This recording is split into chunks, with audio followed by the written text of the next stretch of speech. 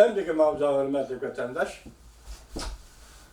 Bugün Çiğsilağ 2019 yıl 5. ayın 26. günü haftaki yakşembe. Önceki mavzamında Tayvan Amerika diplomatik münasebet üzgenliğin keyinki dastlabki bir icadiyet. Yani Tayvan devlet bir xatarligi yuqori darajlikla amaldorlari Amerika Qo'shma Shtatlar davlat bexatarligi maslahatchisi bilan ko'rishdi. Mavzuli xabar 5. ayning 26. kun Twitter orbitida e'lon qildi.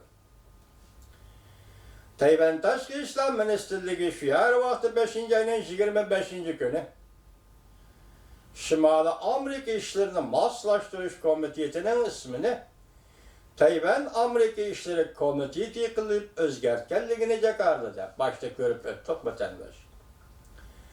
Hamda tashqari dunyoga mundaq ko'rsatdi.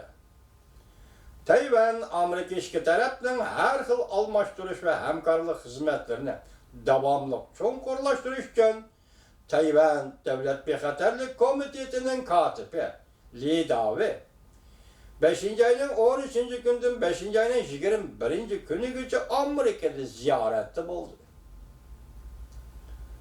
Bu jarayonda Amerika Qo'shma Shtatlar davlat bexatarligi maslahatchisi John Bolton bilan ko'rishdi.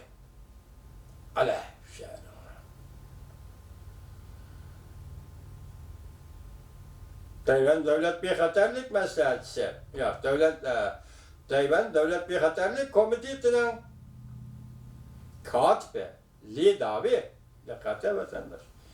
5. ayning 13. günden 5. ayning 21. günü Amerika 21. günügacha Amerikani ziyorat qildi. Bu jarayonda Li Davi Amerika Qo'shma Shtatlar davlat bexatarligi maslahatchisi John Bolton bilan ko'rishdi. Xabarlarga asoslanganda Tayvan bilan Amerika diplomatik munosabatni uzib 40 yildan keyin ikkinchi taraf ikki davlat yuqori qatlamadagilarning tunji qatim ko'rishi bo'lib hisoblanadi. Tayvan Tashqi ishlar ministrligi bunday ko'rsatdi. Li Davi Amerikani ziyorat qilish oralig'ida strategiya va xalqaro tadqiqot markazi, Brezhnevskiy tadqiqot instituti bilan bilim xazisi olimlari bilan ko'rishgan. Hamda Amerika Qo'shma Shtatlar davlat bexatarligi maslahatchisi John Bolton bilan ko'rishgan.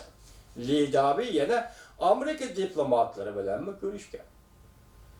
Erkin elchib etilgan Hind Tinch okean rayonini qo'g'daydiganligini qo'ydi sharhlagan John Bolton. Xabarlarga asoslanganda diplomatik munosabat uzgandan keyin ikki tarafdan davlat bexatarligi bo'yicha uchirish qotlama odatda Tayvan bexatarligi komitetining kotibi Amerika Qo'shma Shtatlarga kelib ko'rish to'g'ri kelsa, muavin davlat bexatarligi muavin maslahatchisi bilan ko'rishi kerak edi. Lekin bu qator bevosita taqdir siyosiy John Bolton yani Amerika Qo'shma Shtatlari davlat bexatarligining maslahatchisi John Bolton bilan ko'rishdi. Bir isim o'zgartdi vatandosh, ikkinchisi John Bolton bilan ko'rishdi. Ko'rdingizmi? Bular 13. kunda 21. kuni ziyoratda bo'ldi, shu vaqt ko'rishdi, bu vaqtda xabar qilmadi. Endi 25. kuni hali qismni o'zgartgandan keyin bu xabar qilindi. Yana bir mavzumish qo'shimcha deydi. Amerika Qo'shma Shtatlaridan Prezident Trump Yaponiya bilan nihoyatda tez orada savdo kelishim imzolashni umid qildi. Mavzuli xabar 5. ayning 20. kuni 26. kuni kechiringlar. Amerika ovozidan Xitoy tili programmasi e'lon qilindi. Xabar bunday boshlandi.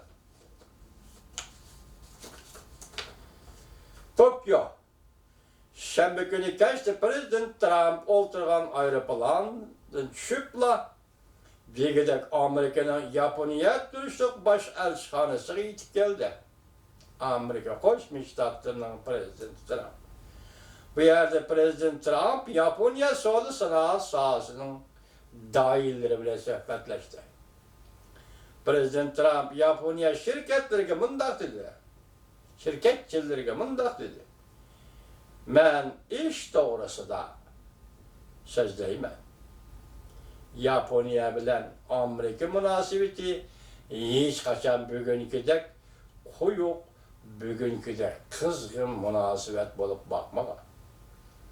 Bugünküdek güçlük ve bugünküdek zit ve koyuk bolup bakmaga. Bir-birimizge kızgın, iki devlet. Ne? Solit ihtiyar için aytkanda bu münasebet peyitleri kişini kalbine titretadigan peyitlerdi. Prezident Trump Yaponiyaga kelip 4 günlük ziyaretini başlattı. Yaponiya bilen Amerika'nın nayiti tez arada bir yeni sözü kelişimi imzalaşını ümit kıldı Amerika Koşmuş Ştatlarının prezidenti Trump efendim. Demek ki Cumhuriyet tarafıyla sözü münasebetleri yirikleşiyordu. Yaponiya ile Amerika ortasında bir kelişim, yeni sözü kelişim imzalaşını ümit kılındı.